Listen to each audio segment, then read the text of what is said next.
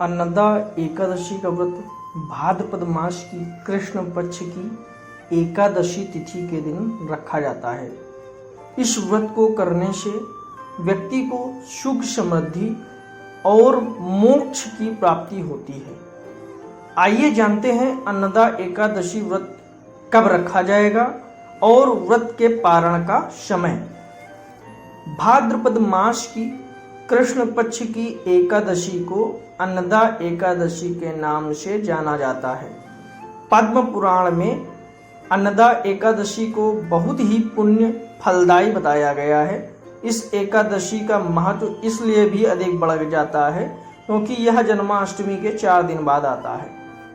पद्म पुराण के अनुसार अन्नदा एकादशी का व्रत रखने से व्यक्ति के जीवन में सुख समृद्धि का वास होता है। साथ ही इस दिन व्रत रखने से व्यक्ति के जीवन में सुख समृद्धि और मोक्ष की प्राप्ति होती है। एकादशी तिथि पर जगत के पालनहार भगवान विष्णु की पूजा अर्चना करना बेहद शुभ माना जाता है।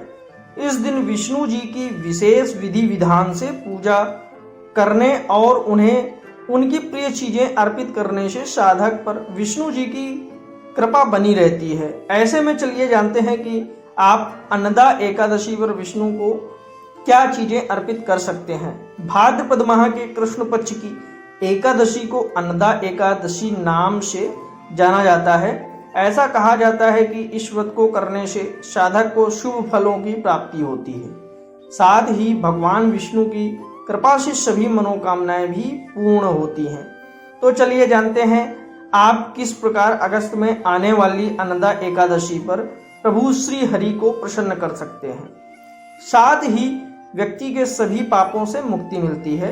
आइए जानते हैं अन्नदा एकादशी व्रत का तारीख, महत्व और मुहूर्त। अन्नदा एकादशी मुहूर्त। अन्नदा एकादशी तिथि का आरंभ 28 अगस्त को मध्य रात्रि 1:20 पर हो रहा है। अन्नदा एकादशी तिथि का समापन 29 अगस्त की मध्य रात्रि 1:38 पर होगा। उदया तिथि में एकादशी तिथि 29 अगस्त को होने के कारण अन्नदा एकादशी का व्रत 29 अगस्त को ही रखा जाएगा। 29 अगस्त को 2 शुभ योग भी बन रहे हैं।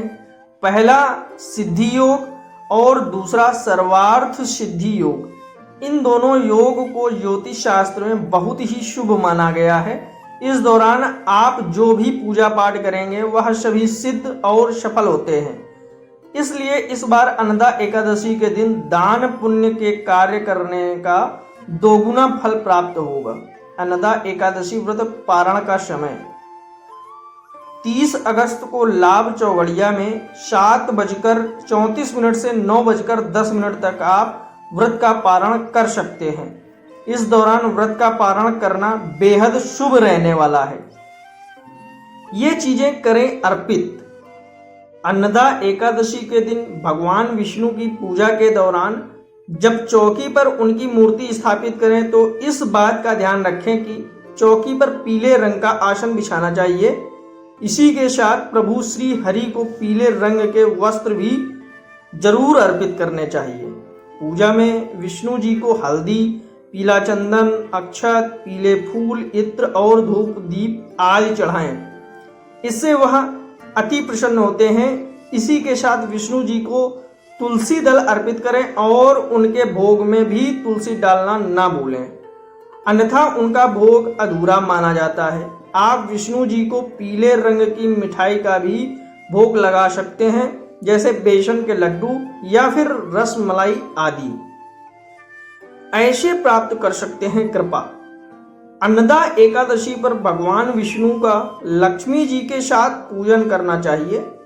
इसके बाद दक्षिणावर्ती संघ में केसर मिश्रित दूध लेकर उससे विष्णु जी का अभिषेक करें। इस दिन विष्णु जी के मंत्रों का जाप करना भी बहुत ही शुभ माना जाता है। अगले दिन यानी द्वादशी तिथि पर अपनी क्षमता के अनुसार किसी ब्राह्मण को दान दक्षिणा दें। ऐसा करने से साधक के जीवन में सुख समृद्धि का वास बना रहता है। अन्नदा एकादशी का महत्व। पद्म पुराण के अनुसार जो व्यक्ति अन्नदा एकादशी का व्रत करता है उसे सभी पापों से मुक्ति मिलती है। अन्नदा एकादशी के प्रभाव से व्यक्ति के पापों का नाश होता है।